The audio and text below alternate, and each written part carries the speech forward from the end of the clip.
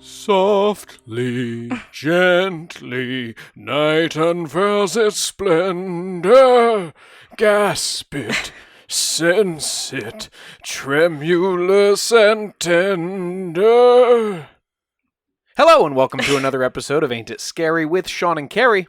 I'm the titular Sean. And I'm the very titular Carrie. Why am I banging out some Phantom of the Opera there, Caroline? I don't know. It's Wednesday. No, I forbid Andrew Lloyd Webber in this house unless it's absolutely necessary. But you sang it like Sweeney Todd from Sweeney Todd, so it's close enough for you. Yeah, specifically the Michael Cerveris and Patti LuPone revival. Maybe we'll be mentioning that soon in this episode. Oh gosh, what a tease! Listeners, I truly come into a Carrie episode totally blind, so that's great. And now much I'm very like excited. This relationship. Well, love is blind, my dear. Thanks. You're welcome. Caroline, what are we talking about this week? What's the subject of our episode, and why did I just subject the listeners to my voice once again? Well, Sean, as I know that you definitely know by now, I was heavily involved in the drama club scene during my high school years. What? No. Yeah, I think I did something like 13 different shows, including directing 2. I think the only one I missed was the first musical, and I did every other show that was available. So, yeah, it was a big, big part of my life growing up. I still act sometimes if I can. My last thing was in 2017, I think, right before I met you. God, it's weird. You'd think all of your friends would be theater nerds. Yeah, and they are. Well, it's, high school is the theater nerds, and college was the film nerds. So I have a very interesting group around me that I'm grateful for every day. But in my time in drama club especially, I got accustomed to all sorts of theater-related traditions and superstitions. These include not saying the word Macbeth in the theater itself. The Scottish play! Mm-hmm. Well, you say the Scottish play instead of Macbeth because saying the word is bad luck if you're in a show. Another superstition is not saying good luck before a performance, especially on opening night. Yeah, you say break a leg because good luck is bad luck, apparently. And a bad dress rehearsal foretells a good opening, which is probably something that people would just tell each other to make them feel better. That's a rain on your wedding day, if I've ever heard one. Bird poops on your head. Yeah, exactly. It's just to make kids feel better about the bird poop on their head. Exactly. Theater is almost as superstitious a thing as sports, which makes a lot of sense because they're both rooted in ancient Greco-Roman traditions, which themselves were rooted in myth and magic. And I'll add that for more on baseball and sports-related curses, listeners can go back to our Curse of the Bambino episode. On Patreon. Oh, on Patreon. Yeah. Well, even better. Mm-hmm. Theaters themselves, much like a sports stadium or a locker room, they're a place of intense energy. Whether you're someone who gets method by diving into a character's inner turmoil, or you're in the middle of experiencing the heady days of Tech Week where all you do is eat, sleep, and breathe your play or your musical that you're in. It's really unlike any other hobby or art in the relationships it creates and the emotional atmosphere it fosters. So much of art is a solitary act, whether you're painting or writing. You're not usually doing these things with other people around you in that immediate moment or feeding off of that energy. But in theater, you kind of have to. Yeah, theater and music are both great that way. Mm-hmm. Really social art. Yeah, I mean, as an actor especially, and I can kind of talk from both sides of it. I think as a director, it's a little different, but you become attached to your castmates in like a really specific way. And even the theater itself, even if you never see these people or this theater again for those few weeks of rehearsal and performance, They're like your closest compatriots, sometimes your worst enemies. So it's no wonder that many theaters have legends of hauntings, especially since performers create such deep attachments to them in life. All of that to say that this week I'll be taking us through some stories of the most haunted theaters in the world, courtesy of the book Haunted Theaters, apropos, by Tom Ogden, because I, as your resident drama ghoul, trademark, I feel rather uniquely qualified to do so. Turn your face away from the garish light of day. Turn your thoughts away from cold, unfeeling light. Man, this phantom really got fucked up at some point. His throat got all messed up. He's also a barber who's murdering. No, you're right. It is just Sweeney now.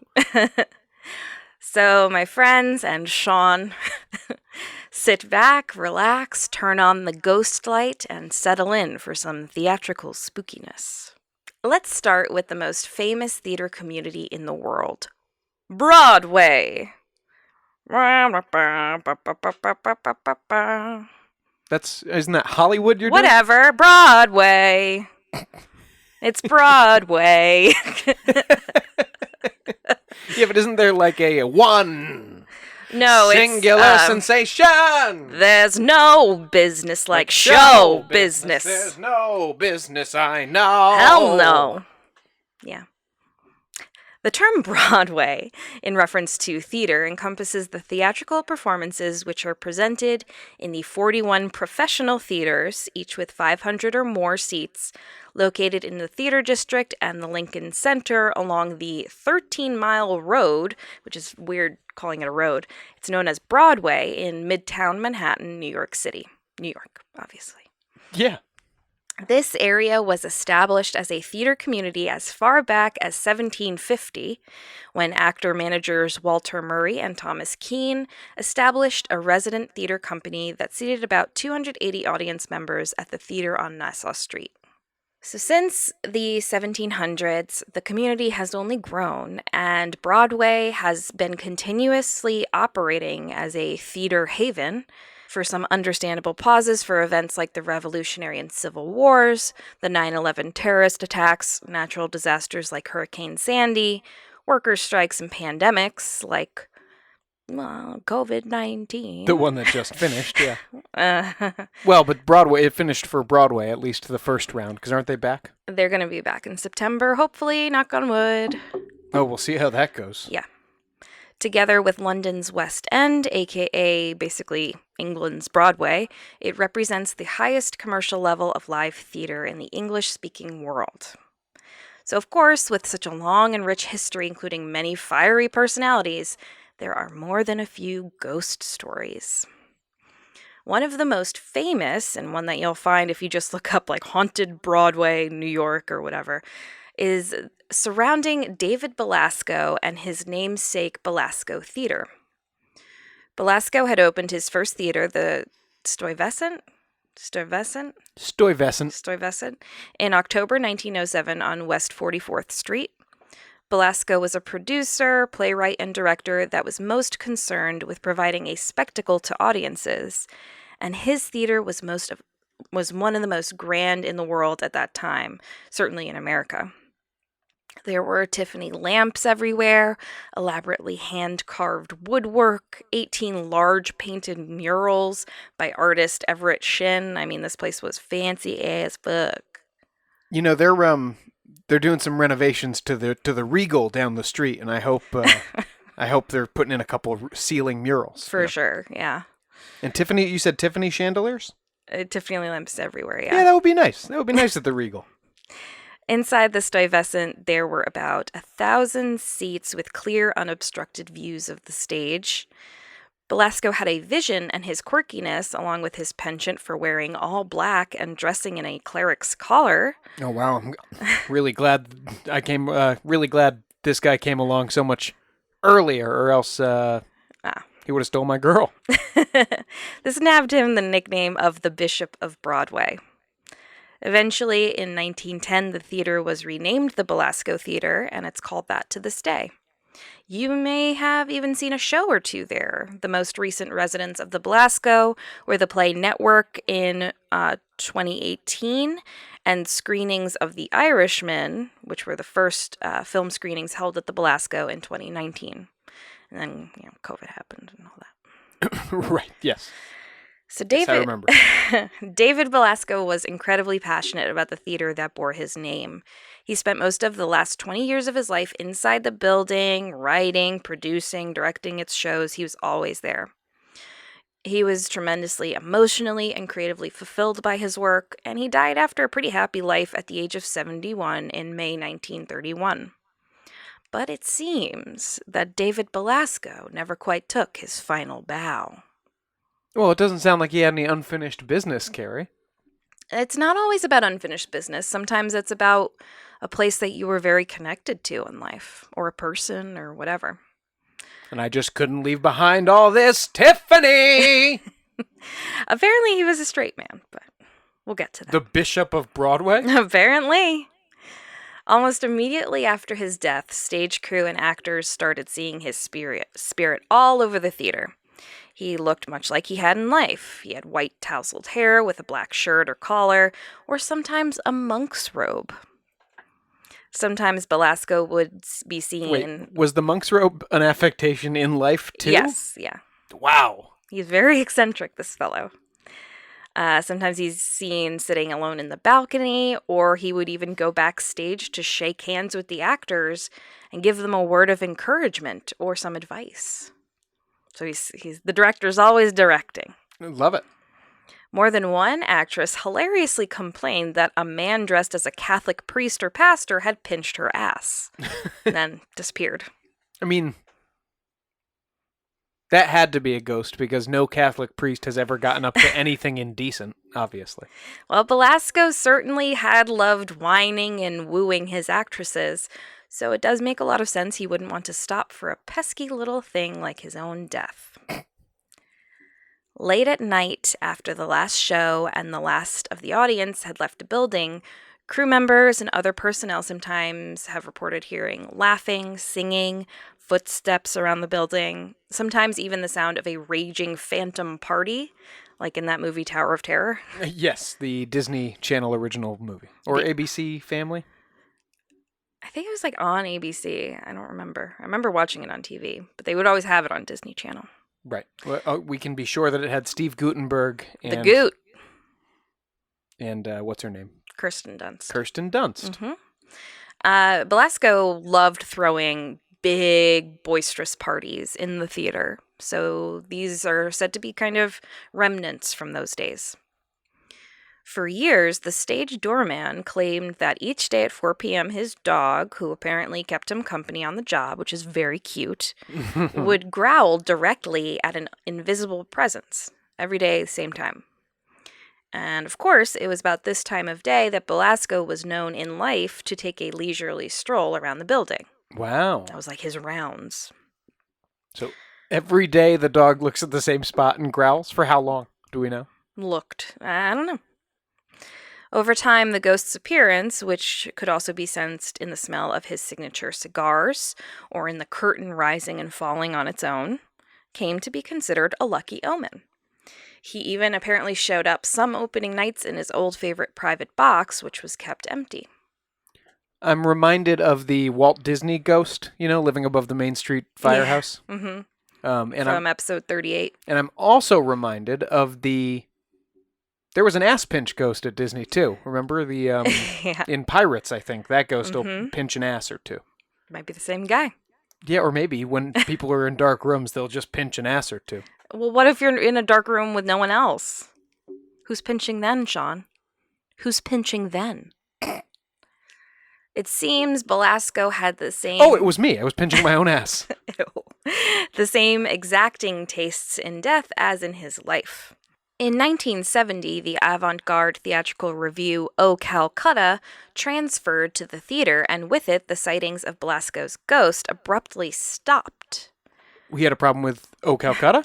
Well, this might have been because the show was pretty sexual, and it even included full frontal nudity, which was, very scandalous for 1970. You just said this guy was like casting couching all his actresses. Well, I don't know if it was a casting couch situation, but I mean, he might have been one of those types that enjoys the pleasures of carnal acts during his lifetime, but is affronted by their depiction on his beloved stage, like a hypocrite. For the next 30 years, reports of seeing Belasco's spirit were rare until 2003, when the show Enchanted April had its run in the theater, and he was seen once again. Wait, was that like horny review on for all of those years? No. He was just so bothered. He's like, I'm out for 30 years. And I won't be returning for quite some time, sir. In 2004, several cast members of Dracula the Musical, which I am crushed that I missed. I'm sure it was bad. Yeah, boy. How do you do Dracula the Musical and not get Jim Steinman to write all the music? Well, he did The Dance of the Vampires, which is the same thing. Of course, turn around. That's his vampire musical. Turn around. These cast members heard the sounds of an argument from a disembodied man and woman that seemed to come from behind a large portrait of David Belasco that hangs near the stage door. When the painting was removed, there was nothing there. They were wondering if there was like a speaker or something. Right. I was hoping it would be like there's someone peeking through the painting's eyes when they take it away. Just two little holes. Just a guy there. During the run of Passing Strange in 2008, actor Daniel Breaker, who most recently played Aaron Burr in Broadway's Hamilton, and who I think was actually Burr when we saw it in 2017, Sean. Oh, he did not have the voice of a... Leslie Odom Jr.? Right, which nobody does. No. You can't fault him for that. But he was, if this is the guy, he was, I thought, a better actor in the role than Leslie Odom Jr. He was very funny. He told Playbill Radio an interesting story. One evening, he was putting on his makeup in his dressing room mirror, and he saw an old man with white hair sitting behind him, just watching him silently. When Breaker turned around to be like, what are you doing in my dressing room? Get out. The man, who resembled nobody that he knew to be working on the show, was just gone. This could just be a very fast creep. I assume the door was closed and everything. Speedy creep? You would know. Breaker reported the incident to the house manager, and they were like, oh, you just saw David Belasco. Oh, just casual. Very calmly. Yeah. Oh, that's our ghost owner. The legend of Belasco's ghost is incredibly prevalent in Broadway lore. It's mentioned in the theater's Wikipedia page and on several Broadway.com and Playbill articles. They have to get that Halloween content out. There's always something like the most haunted Broadway theaters, Even in the show Hedwig and the Angry Inch, which ran at the theater in 2014, and I'm sure very much upset Belasco, if O Calcutta had. The character of Hedwig within the show briefly discusses the history of the Belasco Theater and references the ghost of David Belasco. And Hedwig says that if the ghost appears on a show's opening night, the show is blessed, and asks audience members in one of the boxes to tell her if the ghost appears. And this is probably that old favorite private box that he had that he would appear in as a ghost. I won't haunt this theater again until that woman stops singing about her penis. So maybe David Belasco's just been wandering the dark halls of his theater since Broadway's shutdown in March 2020, just antsy for another show to start playing. Just pinching his own ass. So we'll see if his spirit makes an impatient appearance when the stage lights finally come back up, as we said, hopefully next month. That was wood. That was pressed composite. I knocked on it. Next, we have some stories from Broadway's Eugene O'Neill Theater, specifically from one of your favorite productions, Sean, the 2005 revival of Stephen Sondheim's Sweeney Todd. I do love this specific show, yeah. Yeah, and Sweeney Todd in general is... It and Hamilton duke it out for my favorite musical of all time. I mean, Hamilton's very, very hard to beat. It's kind of like the Beatles. It's like, well, take out Hamilton. Well, then what's your favorite? Yeah, and Sweeney Todd is this is gonna hit weird, Carrie, but see if you can follow me. Sweeney Todd is the good, Hamilton the bad, and of barbers. it's the good, the bad, and the ugly of musicals. That's what I think it is. Is it your favorite show? Like, not just that revival, just like any Sweeney Todd. Hamilton is my favorite show. Okay, no, I'm saying, like the Beatles, take it out of the equation. I think it's probably Sweeney Todd. You have to understand, I really love West Side Story. Falsettos you love? I love falsettos.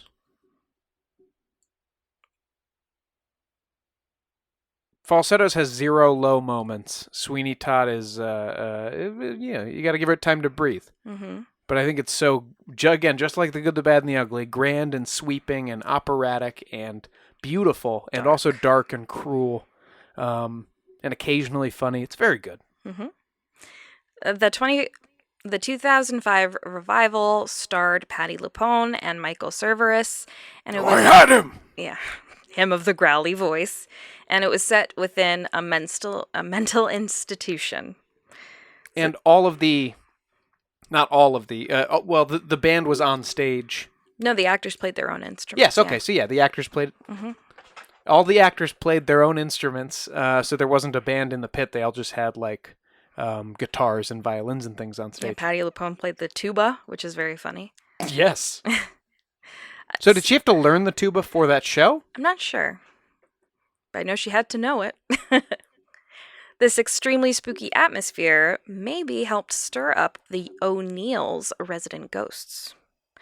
Donna Lynn Champlin, who played Pirelli in the production, reported to Playbill that, quote, "We believe there are at least 2 ghosts at the Eugene O'Neill, 1 male and 1 female.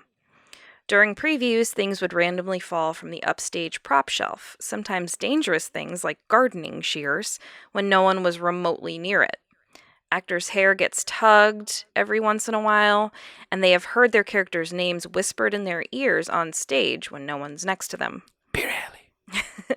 There's a strong smell of lilacs sometimes downstage left.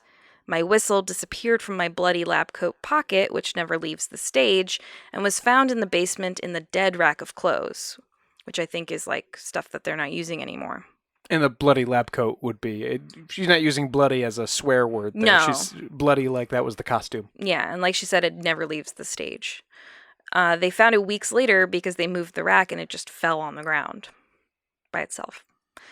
Patty's dressing room has doors that open and close on their own. She also thought she had stepped backward onto her friend's foot because she trod on a foot, it seems, or felt it.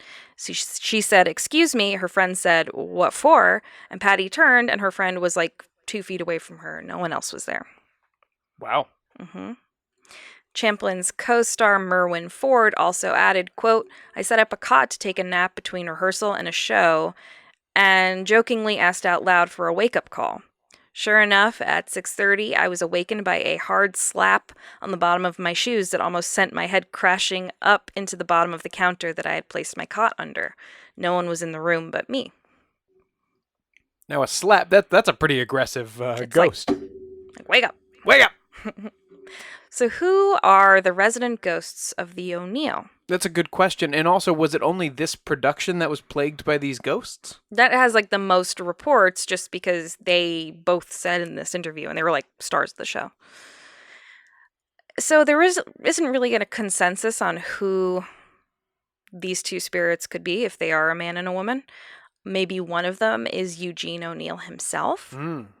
The theater was named for this man who was a prolific playwright and Nobel laureate, and it was named this in 1959 after his tragic death after years of struggle with illness and addiction in 1953.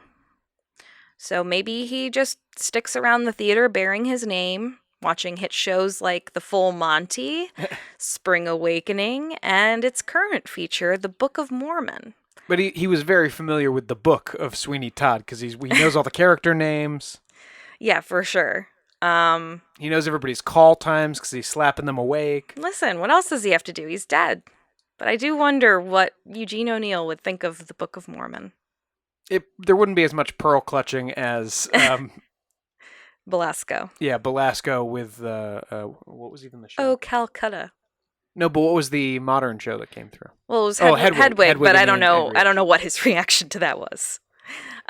So yeah, we don't know. What do you think of that gender bent Pirelli in that 2005 revival? I don't really have a problem with it. I don't think it makes sense in the context of the time period. It's so weird. But it's But the whole context of the show in the revival is like a mental institution. So I mean, who knows? But they call him Mr. Pirelli. Yeah, it's just it's distractingly weird. It would have to be something where it was. And I saw a version of this revival at my school back in like 2011, 2012.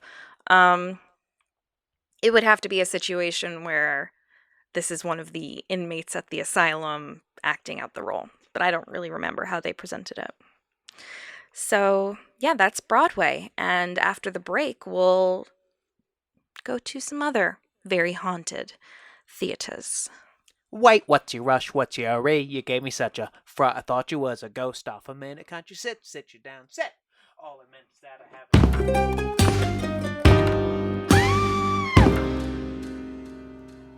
Lots of things are a struggle right now. School, work, even something as simple as going to the grocery store. It could feel overwhelming. But one thing that shouldn't be overwhelming is accessing mental and emotional care. That's where BetterHelp comes in. BetterHelp is the leader in online counseling with over 4,000 licensed counselors on the site and over 500,000 people who have gotten counseling to date. The mission of BetterHelp is to make professional counseling accessible, affordable, and convenient, so anyone who struggles with life's challenges can get help anytime, anywhere. I've been using BetterHelp for the better part of this year, and honestly, I don't know how I would have gotten through 2020 without it. And, of course, Sean and Poe. When I need to talk to my counselor, I can just text her and I can schedule chats, phone calls, or video calls for longer sessions. This means I have flexibility to set a session during the week, or during busy weeks, I can just shoot her a message here and there when I have time. Take control of your mental and emotional well-being. BetterHelp is a great place to start. For 10% off your first month subscription of BetterHelp, go to our podcast link at www.betterhelp.com/ain'titscary and see how good it can feel to push past the struggle and find hope in a new day. That's www.betterhelp.com/AINTITSCARY for 10% off your first month of BetterHelp. Get professional counseling anytime, anywhere, because you deserve to be happy.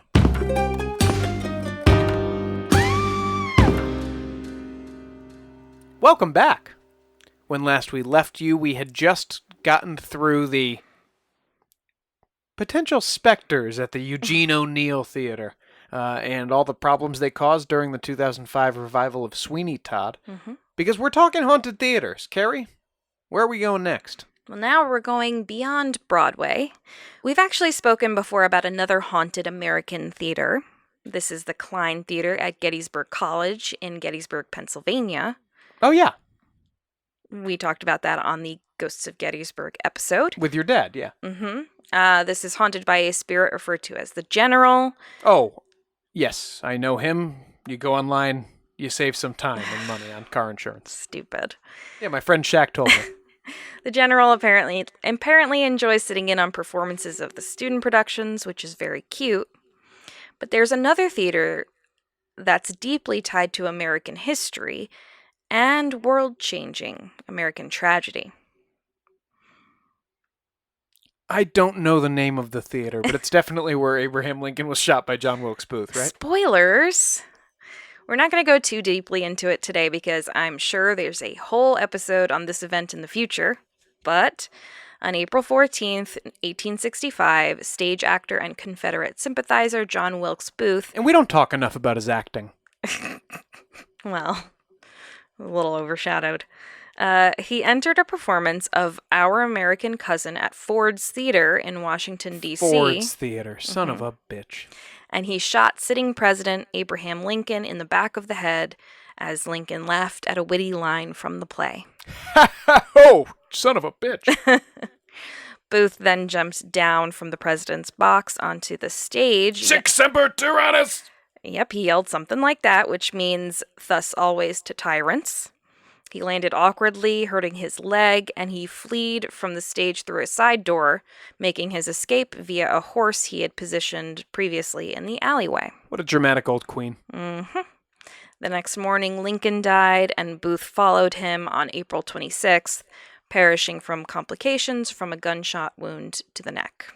Didn't Booth, like, badly twist or break one of his legs when he jumped off the balcony? I couldn't get the exact thing of, like, how bad he hurt it, if it was really broken, or if that's just kind of the apocryphal thing, but it had to be set, so...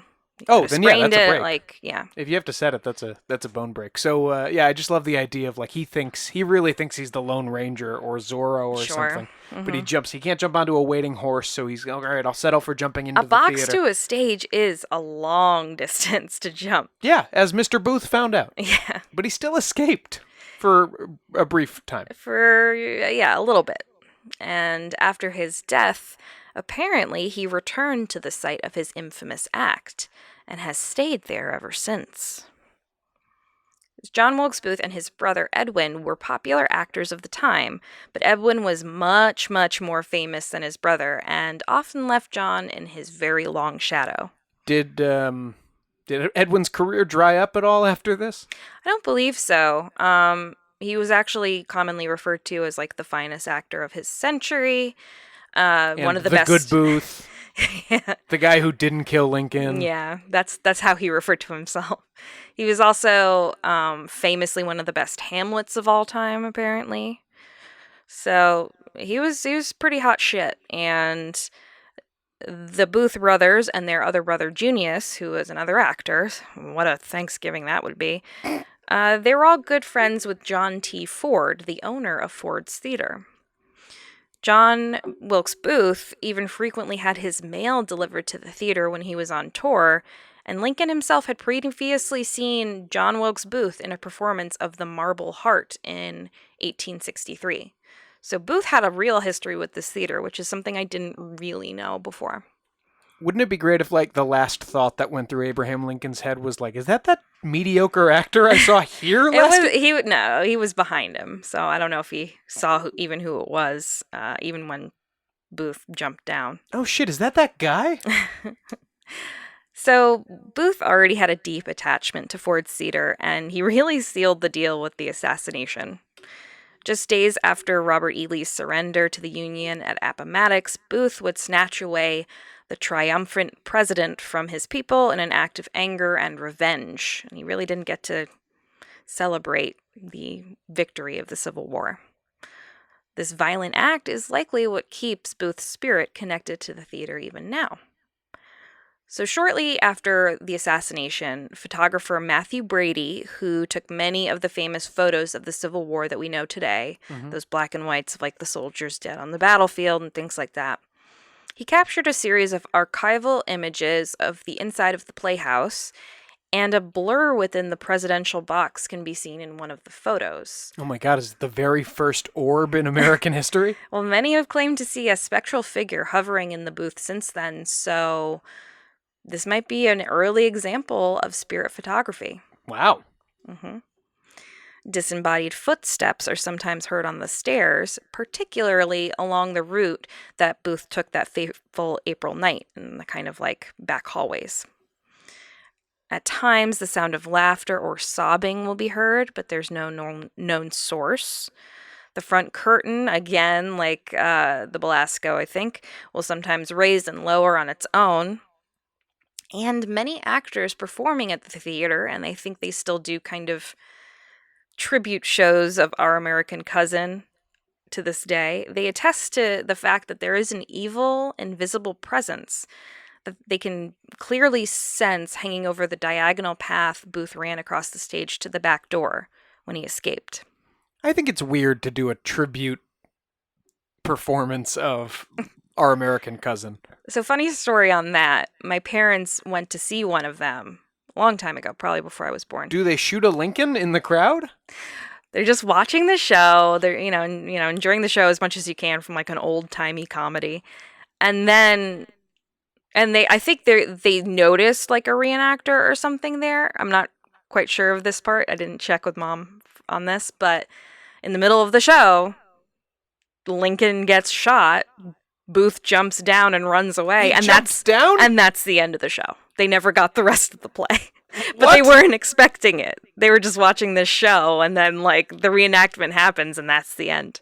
It's actually, I've turned around all the way on this. Now I think this is amazing. If you always advertise it as just a production of Our American Cousin, and if at every performance Lincoln dies and the show ends like 45 minutes before you said it would, I think that's amazing and hilarious. I'm pretty sure that's what happened to them, and they were like, what? I guess we got time for an ice cream cone. Shit. Exactly.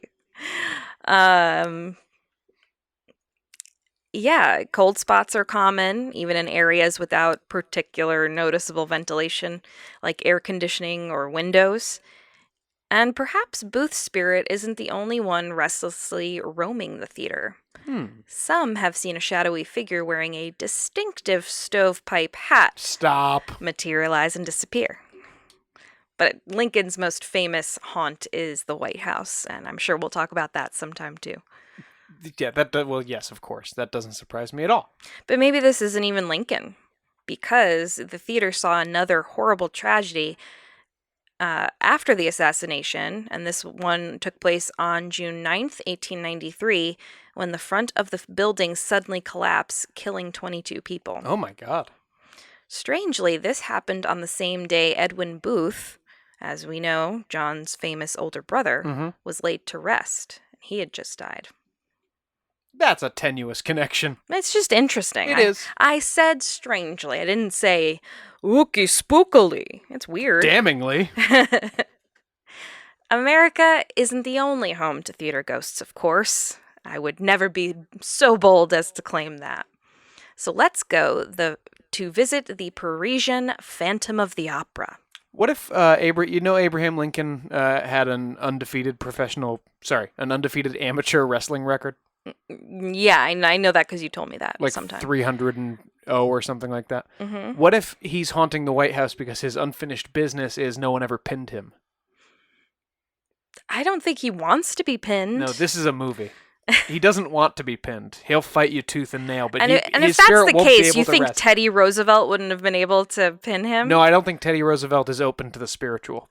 Interesting. We'll have to look that up. So you got to get a president in there who's a good cross-pollination. You got to get a president who's at the cross-section of sensitive to spirits and also just a banger on the mat. Yeah, I feel like if it was something like, oh man, like Harry Truman. Imagine Barack Obama and Abraham Lincoln playing like a basketball game. Well, Barack would win. Abraham Lincoln had never heard of basketball. Right, but I don't know. I don't think Barack's the wrestling type. No, Abraham would win. Maybe Gerald Ford. We have to give them a neutral. He was a football player. Barack Obama likes basketball. We have to give them a neutral game to play. Ping pong. Maybe just a foot race. I think they're long skinnies. They're both long skinnies, but Abraham Lincoln doesn't have the benefit of a modern diet and workout regimen. I think Barack's killing him in a sprint. I truly do. I don't know. We'll have to think on this. Although Abraham died younger. Great. So let's go visit the Parisian Phantom of the Opera. In sleep he came to me. Now I'm singing the girl's part that way too. Yeah. In dreams he came.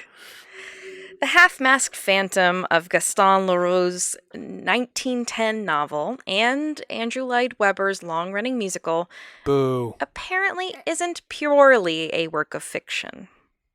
In fact, Leroux even writes the opera ghost really existed in the prologue to his story, which is set at the Palais Garnier in Paris, France. Yeah, sure. And Fargo starts out, the following is based on real events. It was. No, it wasn't. It was based on an actual story of a man hiring a hitman to, chop up his wife in a wood chipper. That Fargo title card says, the names have been changed to protect the innocent. Everything else is exactly as it occurred. I'm just saying it was technically based on a true story. Scream is technically based on a true story, but doesn't mean the whole story's true. Based. Very loose. Right, but I'm just The other stuff is bullshit, but I'm just telling you it is actually based on a story. No, it's just Anyway. great that the Coen brothers go out of their way to say everything else is exactly as it occurred. Anyway, he said the opera ghost really existed. So not based on a true story, he really existed. Okay. The Palais Garnier Opera House, built in 1875, has been called probably the most famous opera house in the world, a symbol of Paris like Notre Dame Cathedral, the Louvre, or the Sacré-Cœur, I didn't take French, Basilica. The thing is, when you're the most popular opera house in the world, still... I thought that would be Sydney, but I guess because of it being part of Phantom of the Opera, maybe this one's a little more popular. Well, this one's probably visited by more people just by virtue of it being easier to get to. Yes, true that. What's interesting about the Palais is, like LaRue's story, it actually does have a spooky lake deep beneath the opera house floor. A legit lake, not just like, oh, it gets a little moist down there sometimes. This is something that only exists in Universal horror films of the 30s. This is real. Charles Garnier, who the place was eventually named after, the Palais architect, ran into a problem while digging its foundation. He hit an arm of the Seine River below the ground, and no matter how hard they all tried to pump out the water, it just kept rushing back in. So obviously moving to a different location would have been a friggin' nightmare after already starting. So accidental lake. This wasn't like Rich Guy Folly. I want an Olympic swimming pool. No, this is an accidental lake, but turned into a purposeful lake. Garnier was very good at what he did, and he adjusted, creating cisterns to control the water, and it made sort of like an artificial lake. And it's still there. It's used by the Paris Fire Department for training to this day. I mean, you can go see it. I don't know if you can go on like a tour and see it, but like it's there. Another eerie truth from the story is that of the Falling Chandelier. And you may know this even if you're not really familiar with the story of Phantom of the Opera, especially the musical. Andrew Lloyd Webber he needs a gimmick to make a show work, and in Phantom of the Opera, the gimmick is a giant chandelier falls at the end of the first act or beginning of the second act. I think something like that, yeah. And there's also the lake in it, too. But, yeah, the giant chandelier falls to the stage. I'm pretty sure it's like a big Act 1 finale. Like, oh, the Phantom! Yeah. The only way he could top himself for his next show was putting everybody on roller skates, so... In reality, in May 1896, the grand chandelier really did fall, and it fell into the audience, killing a woman named Madame Chaumette. So it was really like a deadly, horrible accident involving the chandelier. Possibly weirdest of all, LaRue apparently had also heard a rumor during a visit to the Opera House in 1908 that one of Garnier's assistant architects, named Eric, had requested to live underneath the Palais, just like the eventual Phantom of LaRue's story, and he hadn't been seen since. No bones, no body even, nothing. He just went down there and never came back up. Oh, was he depressed? I don't know, maybe he was just really into artificial lakes under opera houses. I don't know. Pockets full of rocks. The Phantom was named Eric in the novel. I don't think it's ever mentioned in the musical. And he was detailed by LaRue to have been a contractor for the real lead architect, Charles Garnier. So that's like the backstory of the Phantom in the book, or part of it. Over the years, many at the Palais, including both performers and audience members, have claimed to have experienced and witnessed a variety of strange events. Some say that they have seen a pale and crippled figure wandering through the opera house, ghostly-like. Mm-hmm. Others relate the story of an apparent jilted older woman who roams the streets outside the opera house in search of her phantom former lover. Oh, so that's based on the idea that, like, the Phantom of the Opera story happened, and I don't know who the jilted older woman's supposed to be, but they seem to know this, that she's jilted and she's old, and she's pissed. Get used to it. I'm here, I'm jilted, and I'm old. Get used to it. It's said that on LaRue's deathbed, he claimed that the theater's ghost really did exist, but whether this is true We'll never know. Hmm. Our final unresting place for theater phantoms, thank you, Caroline. takes us to London, fittingly, the town where Shakespeare himself tread the boards and tested out drafts of classic plays like Hamlet and Romeo and Juliet. Mm-hmm. So we'll go to the most haunted theater in the world, named so by our reference book Haunted Theaters, so it must be legit. It has to be true. It's in a book. It's the most haunted of all the haunted theaters. Someone has put this on a page. It's fact. Done. This is the Theatre Royal on London's Drury Lane in the West End. Oh, I know a muffin man who lives there. Yeah, he's next door. This particular building is the most recent in a line of 4 theaters which were built at the same location, the earliest of which dated back to 1663. So obviously they had to rebuild and, it's always on the same place. So this is basically the oldest theater site in London still in use. Since World War II, the theater has mostly hosted long runs of popular musicals like Oklahoma, My Fair Lady, 42nd Street, and Miss Saigon, which is the theater's longest running show. Mm-hmm. Oh, another gimmick show. That's got the helicopter. Oh, speaking of gimmick shows, it's currently owned by aforementioned composer Andrew Lloyd Webber. He owns the theater. Great. They can put on Cats as many times as they want. Well, not soon, because it'll next be hosting the musical Frozen's London debut starting in September. Hopefully. This is another theater that has its own Wikipedia article section on its hauntings. So I always think that's kind of a pretty good indicator of how haunted a place is at least said to be. Because Wikipedia is really the most basic source of information on anything. So if it's there, then it must be a pretty popular legend. Mm-hmm. In 1848 or possibly 1850, renovations were taking place in the theater. During these renovations, a previously unknown empty chamber was found behind one of the walls. Empty, of course, aside from a skeleton. Yeah. So someone got Cask of Amontillado in the walls of the theater? I'm not sure if that's how this skeleton died, or if it was just hidden there, with the body or whatever. This hidden body seemed to date back to the 1700s due to, clothing and age, but there was really no knowledge or hypothesis of who this could be the remains of, at least then. The bones were giving a Christian burial nearby, and all was well, until the ghost started showing up.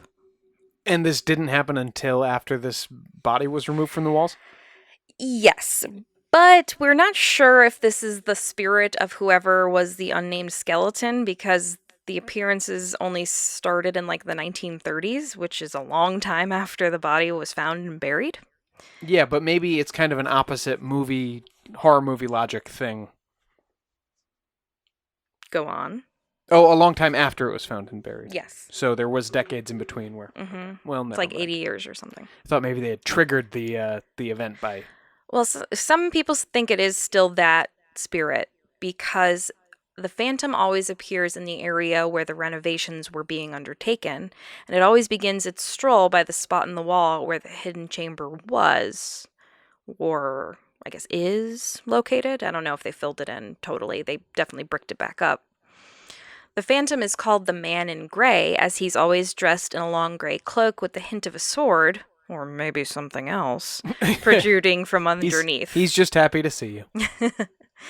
He also wears knee-length breeches, ruffled sleeves, buckled shoes, or maybe riding boots, a powdered wig, and a tri-corner hat, which he's sometimes holding. So this time period of clothing seems to match with the 1700s, which they thought the body was from. This could have been a young dandy who was killed and then hidden during a fight over one of the young actresses appearing on the Theatre Royal stage. Ah, the missing dandy. But this seems to be just more of an urban legend than Okay. anything with there was a young dandy. Oh, there's never a name attached to the dandy. No, just dandy. The Man in Gray always shows up during the daytime, which is strange for a ghost. Not as ooky spooky. Usually between 9 a.m. and 6 p.m. or so, and normally only during the rehearsals for a new show. Normally only for shows where the costumes include, like, revolutionary garb. Like, this guy only No. showed up during the production of Hamilton. No. But the actors and management are usually thrilled to see him, even if they are a little spooked, because his presence, as legend goes, indicates that the show is going to be a big hit. So it's kind of like, come on, man in gray, let's do this thing. That's a classic bird poop on your head situation. Dandy it up, boy. Once in a while, he does come back to see an official performance. He usually just hangs out for rehearsals.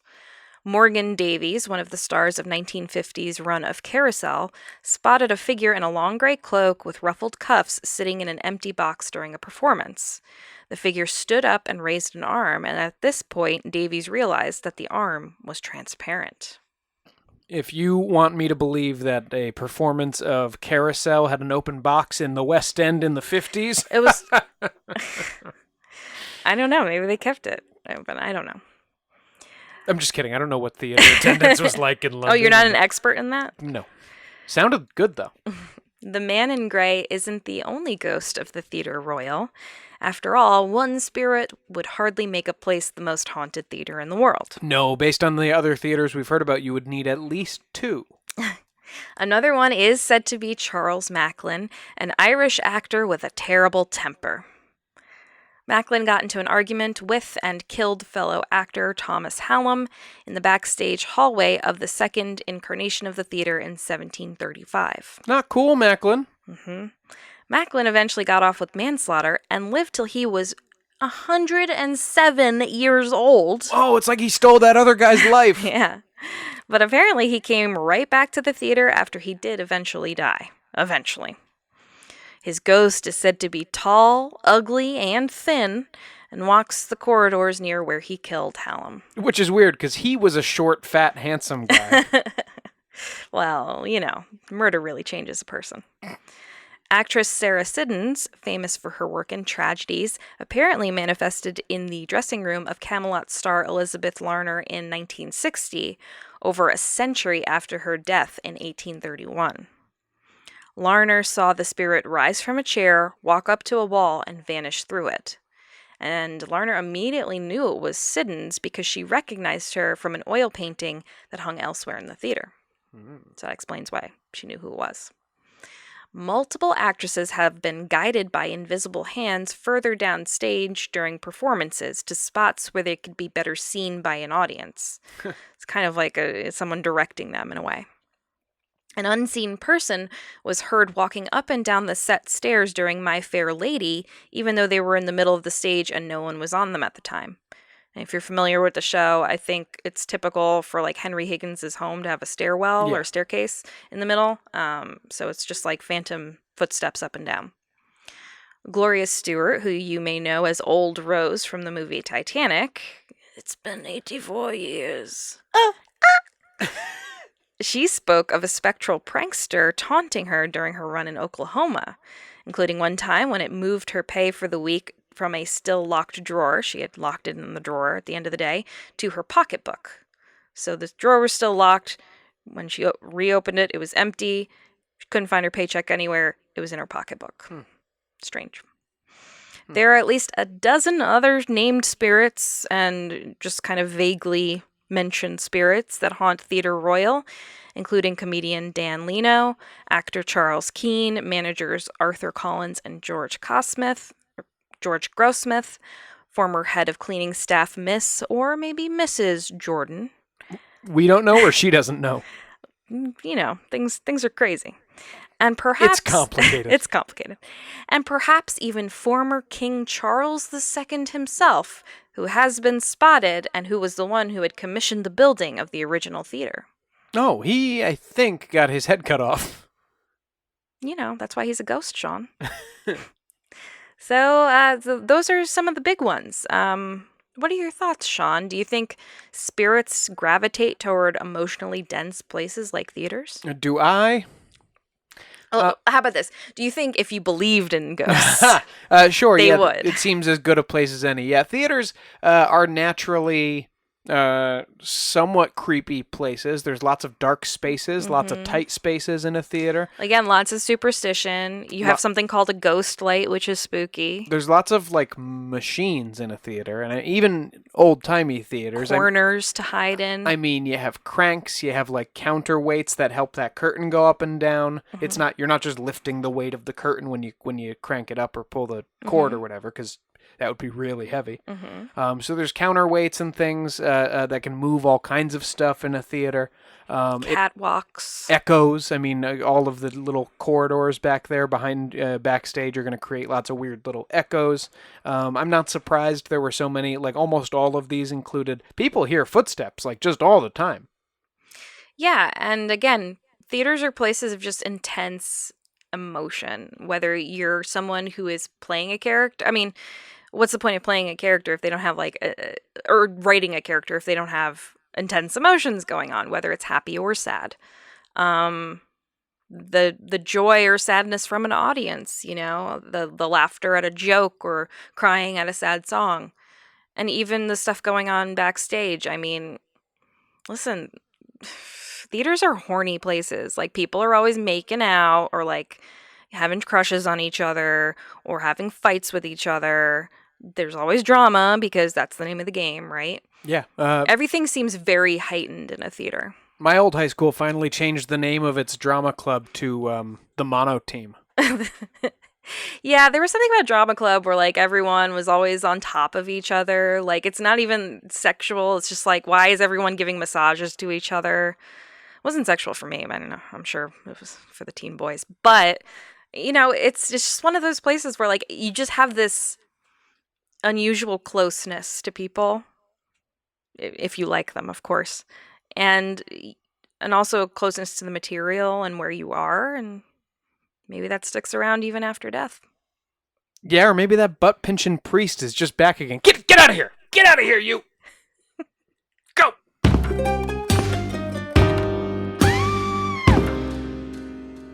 Do you have what it takes to go into the mind of a serial killer?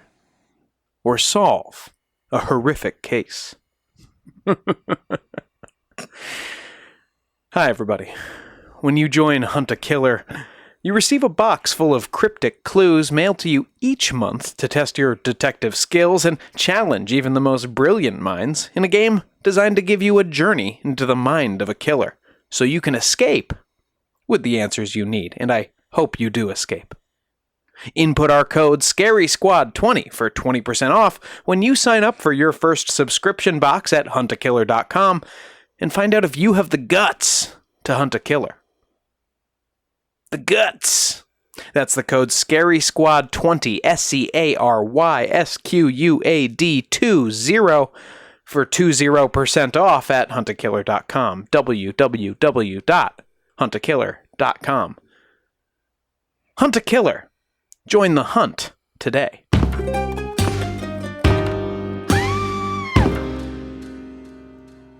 Let's take a trip to the Bizarre Bazaar.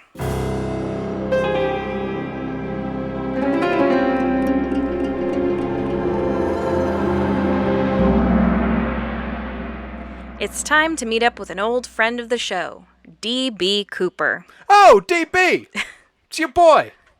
KOIN News reports that Cooper researcher and crime historian Eric Eulis conducted a weekend-long dig early this month looking for the infamous skyjacker's parachutes and briefcase, which Eulis theorized might be found along the Columbia River near Portland, Oregon. So he assumes Cooper's dead, it sounds like. Yes, I think so.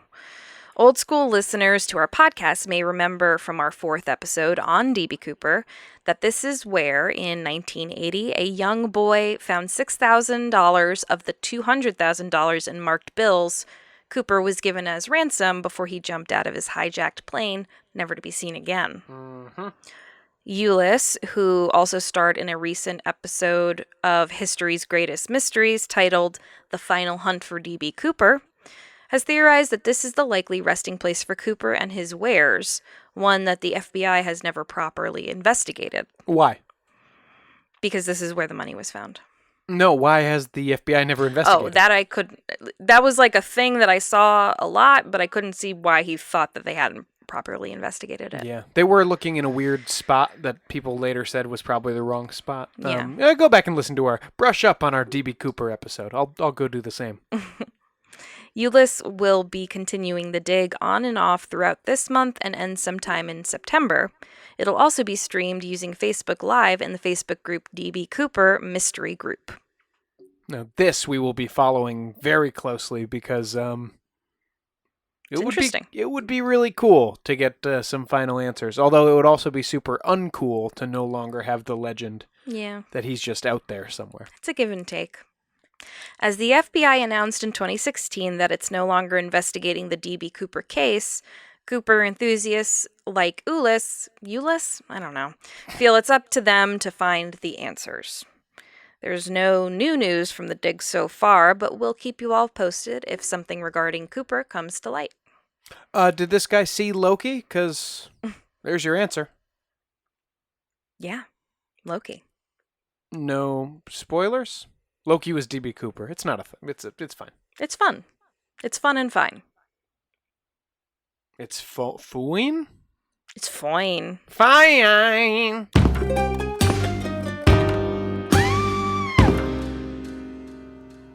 That's it for this episode of Ain't It Scary with Sean and Carrie. Like us on Facebook and follow us on Twitter and Instagram at Ain't It Scary, and check out our website at ain'titscary.com. You can support the show by supporting our sponsors and becoming a patron at www.patreon.com/ain'titscary. And please subscribe to the show and throw us a 5-star review on Apple Podcasts. We'll be forever grateful. Yeah, special thanks to our beloved top-tier patrons. That'd be Nate Curtis, Sean O'Donnell, Jared Chamberlain, Maria Ferrante, Robin McCabe, Comfy Mike, Alex Nakutis, and Ryan Regan. I got you guys all done in one breath, and I love you all. More than one breath's worth. Each. See you next Thursday. Show created by Sean and Carrie McCabe. Music by Kyle Ryan. And if you'd like to check Kyle out, his YouTube channel is called Music is a Verb. Lots of cool stuff going on over there. This has been a production of Longboy Media.